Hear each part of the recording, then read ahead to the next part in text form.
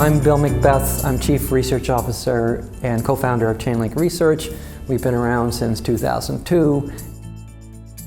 Duty engineering could include the free trade zones, where you're able to bring items into a country without actually legally having imported it yet. So it's still considered to be outside the country from a legal point of view, and you don't pay your duties and tariffs.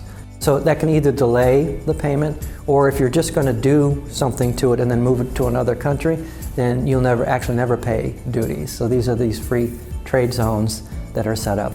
So you might put some, if you're bringing it into the country to do some assembly, then you might put that little assembly operation right inside the free trade zone. So that's another flavor.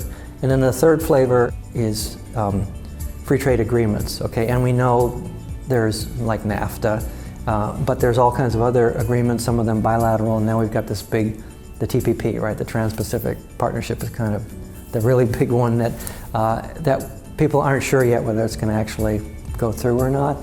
But so that kind of program, if you think about your sourcing group and they're making decisions about where should I source from. I need some particular material or component. I've got all these vendors across the world.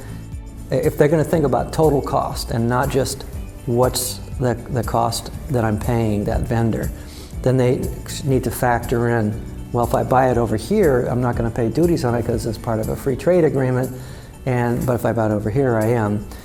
So taking the more sophisticated companies, what they're doing is they're taking all of that and putting it together and letting some engine help them figure this all out, right? So they put together, here's all the materials that I'm sourcing from around the world, and let the engine look at all of the free trade zone possibilities, of combining what are all of the free trade agreements.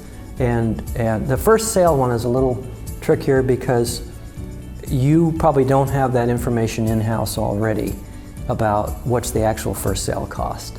So that takes a little extra homework to kind of get that, and usually you need a third party to do that kind of independently and audit the actual first sale supplier and stuff like that.